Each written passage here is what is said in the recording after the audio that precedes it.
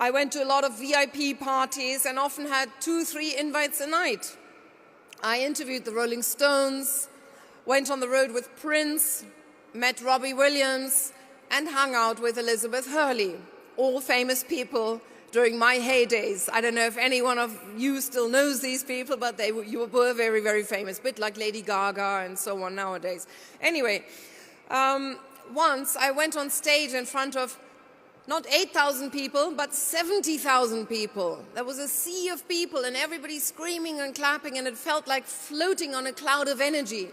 But then when I went back to my hotel room, with the noise still ringing in my ears, I felt lonely. And somehow I had to come down from this rush of energy, you know, and I often was quite unhappy and not really satisfied despite having everything, you can say, you know, materially, externally. But something was missing, and I did not know what it was. I thought perhaps it was a partner, a soulmate.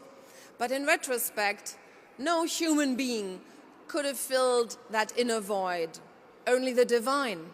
And that was not part of my life at the time. Eventually, I experienced a deep crisis. I was rushing from one show to the next, always having to perform, always having to be perfect. And, you know, I didn't know why I was doing what I was doing. And on my way to Belgium to host yet another show, I was so low, I thought to myself, if the plane was to crash, I couldn't care less. And it was at this time of dissatisfaction that I was introduced to Islam, not by a long-bearded imam who perhaps rammed religious rulings down my throat, no, by a handsome sports star, Imran Khan. And I don't know if you know Imran Khan here in America. He was the captain of a cricket team in Pakistan, and he is now running for prime minister also in Pakistan. Anyway, so he talked about philosophy, and I always liked philosophy, you know, and he talked about Islamic philosophy. And in fact, just when I met him, he had just won the World Cup for Pakistan, which had completely passed me by because being German, I wasn't raised with cricket, so I had no idea who he was. Anyway, he challenged me about the ethical and moral values, you can say. He asked me, for example, what was the purpose of life? What is the purpose of our life? This is one question each and every one of us needs to ask themselves. Why are you here on this earth? What is your contribution going to be? You know, what is it all about? And I simply didn't have an answer. I hadn't thought about it at the time. So anyway, he asked me out, and the first time I turned up to go out with a few friends, I was wearing a mini dress. And we were going out with a few Pakistanis and Indians, and he asked me if I wouldn't mind keeping on my coat all evening, because in his culture, women and men don't show flesh. So, okay, I did that. And, you know, it was a little bit odd, but then when I started thinking about it, it actually made sense. Why should a woman, you know, with her skin, showing her skin, get places in life? Even in business nowadays, I'm always surprised why women often show cleavage and wear mini dresses, whereas men always wear suits. I mean, how degrading it is for a woman having to always show her assets.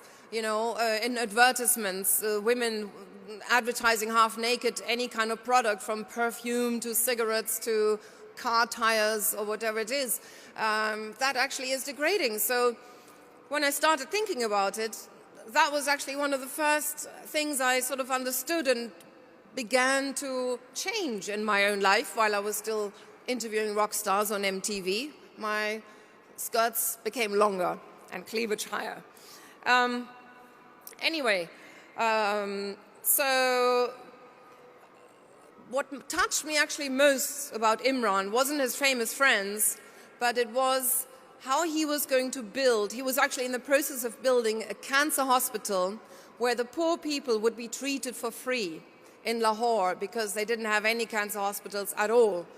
And he said to me, Believe in God and do good deeds. Just like our previous speaker was saying, that is the essence of being a Muslim. And I quite like that.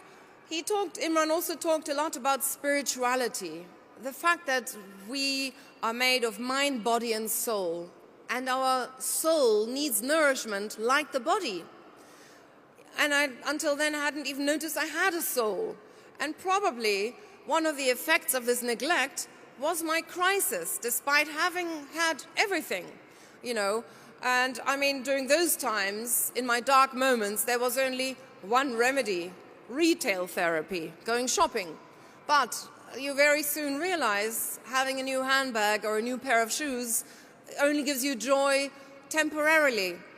Then you still want more. In fact, it's something very insatiable that cannot be quenched except for the insatiable himself, the everlasting, omnipotent God Almighty. You don't otherwise ever get satisfaction. So actually, my discussions with Imran were a little bit of a wake-up call for me. He gave me a lot of books to read. Well, in fact, the